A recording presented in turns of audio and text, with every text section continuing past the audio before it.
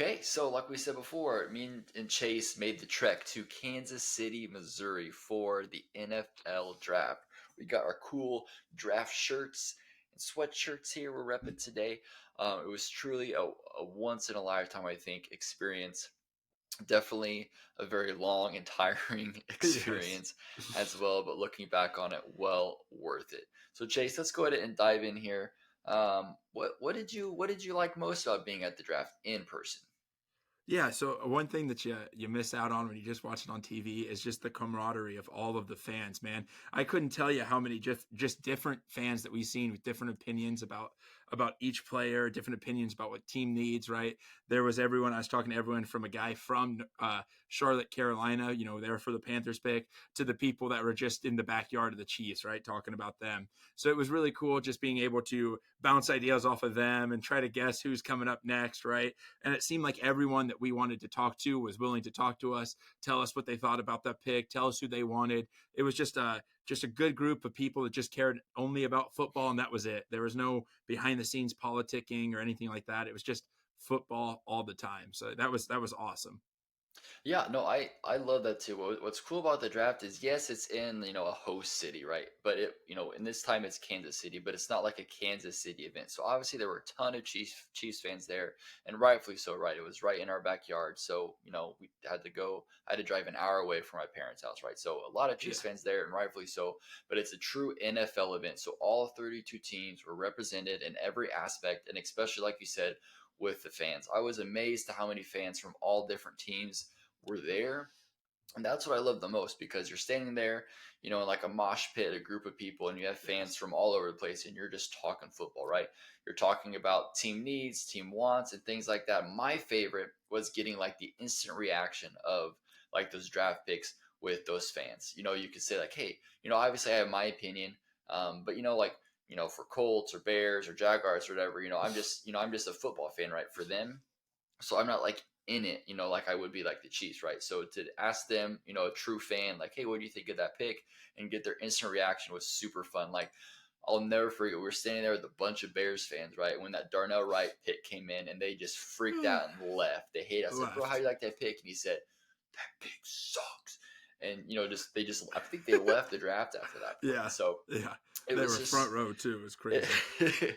they had waited all day there just for that pick to leave. And so for me, that's what was super fun, was getting to get like that live, reaction from actual fans of those teams, right? Yeah. Not just, like the talking heads, from NFL Network or ESPN, the analysts, the draft analysts and things like that, what they thought of it, but what actual team fans thought about it. So that's what I like the most, is because you're right there in it. You're talking football in between picks, um, and then you get to see that instant reaction there from the Yeah. fans. And so that was really rewarding for a lot of for me, to seeing a lot of these fans having those picks come across and just getting that instant reaction.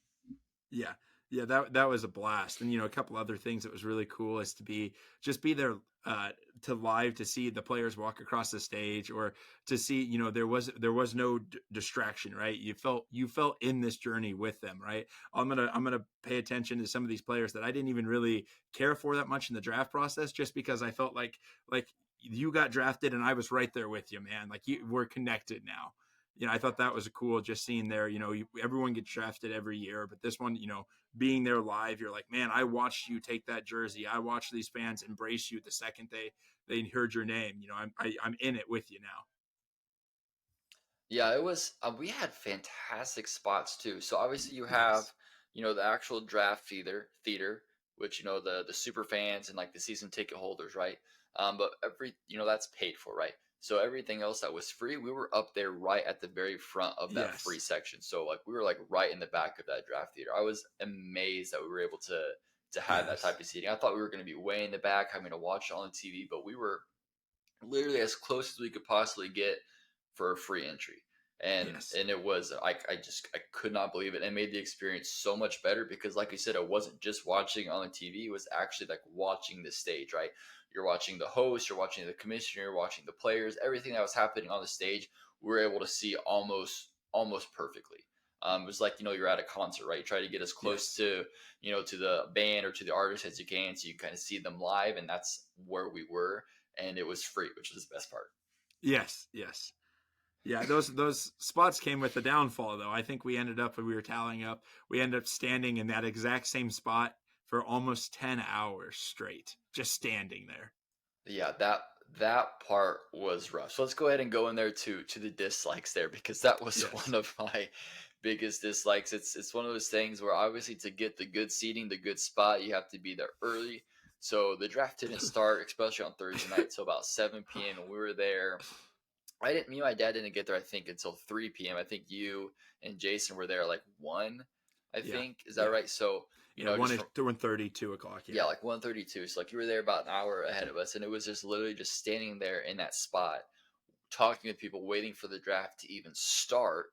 Right. So you're taking like from 3 to 7. So you're staying there for 4 hours or 5 hours, and the draft goes for another 3 or 4 hours. And so you're just standing there the entire time. Entire time. And it was something that I had never experienced before. No. Um, I mean, I would do it over again, but definitely I need a year, a gap, Yeah. to Yeah. to do that again. So that was definitely one of my dislikes. Was having to stand throughout the whole entire process.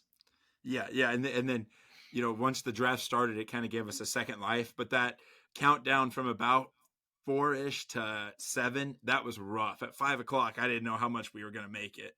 That was very rough. Just standing there, nothing was happening. There wasn't anyone. There was no host yet, no band, nothing. It was just there. You were just Yeah. having to hold your spot in line. That was rough. And I think the other dislike is this is mostly on day 3, but the analysts, they know stuff on day 3.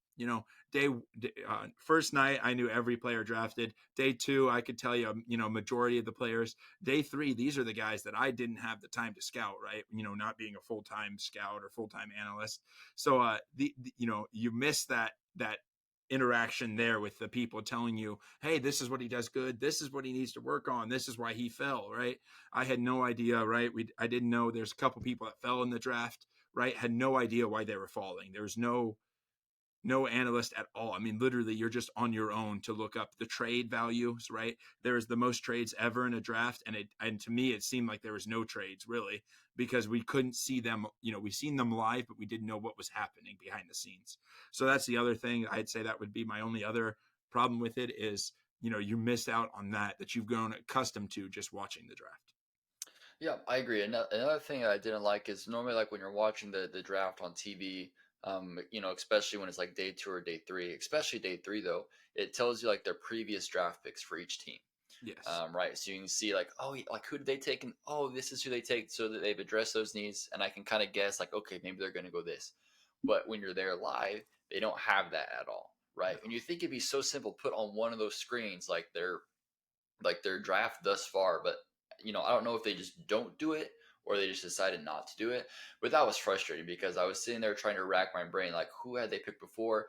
And another thing is, you obviously can go and look it up, but one, I didn't want to be on my phone and get any sort of like spoilers or anything because I don't know how. But sometimes the picks, we were there live. We were there Yes. live. Like the we should have been literally the first people to find out like live what the pick was. But they were getting released. And so, like, when you're checking Twitter for trades or checking the NFL up for something, they would have the pick come in like a minute before it actually came through, from the podium. Announced. And Yeah. so that was kind of annoying as well. Horrible. Like, if you're there live, like that should be, you should Yeah. hear the You pick would think live. so. You Yeah. would think that no one, you couldn't get that before. And so when I'm trying to look in there to see what the previous you know picks were, because it didn't have it there, left some spoils for me. Like the Darnell Washington pick was spoiled for me because I was checking to see what they had picked beforehand, and it came through that they picked Darnell Washington. The Steelers picked Darnell Washington. I was like, man, I've been waiting for him to go for 2 whole days, and I get this. Yes. So that was definitely kind of annoying. Definitely something that I think they could easily do. They could easily do. They could put up the previous, the draft picks, and I. Yes. So that was definitely a dislike that I had. Yeah, yeah, yeah. And I think the only other dislike, and it's so minute, but the draft has come custom. When you think of draft, you think of the ba da da, the little ESPN chime, Oh, like the and chime. yeah, and when you're there live, yeah, there's no chime, no chime this year. So it's just I mean, you got the real chime is the crazy fans booing Goodell every pick. Every time he Hardcore, comes out, hardcore. hardcore dislike. I get it. There's a thing. I'm not for sure if they're because I hadn't followed the draft obviously pre Goodell, so I don't know if that's been Yeah. like a history of booing the commissioner when he comes out. I don't know if that's like a a generational thing or if it just happened with Goodell. It's I don't really care for it either way. It's like whatever, but it's like a fun thing or whatever they do when he first comes out. I get it. Ooh, Yes, whatever. I That's like his that. thing. He seems to enjoy it. He's like, come Yeah, on, come that's all on. you got. Whatever. That's cool. But it was literally Every time. every Oh, time Homeboy came out, literally every time the whole crew, boo. I'm like, bro, like, okay, now it's just getting annoying. Like, let him just announce the pick, right? He's at this point, he's yes. just doing his job, okay? Yeah. So We're definitely, 20 picks in. definitely another dislike. But all in all, I think the likes definitely outweigh the dislikes, and definitely Absolutely. something that was a fantastic time. I'll remember forever, and definitely hope to attend a draft live again. Yes, yes. I experience of a lifetime, and I can't wait until I can get to another one. It's just phenomenal. Detroit's coming up, maybe. Who Maybe knows? next year make the trip. So also as well, I forgot to put in my like, but obviously having it be in Kansas City when we were Super Bowl champs was super Yes. cool. We got to see the Lombardi trophies. Patrick Mahomes and Travis Kelsey came out, opened the draft, so that was cool.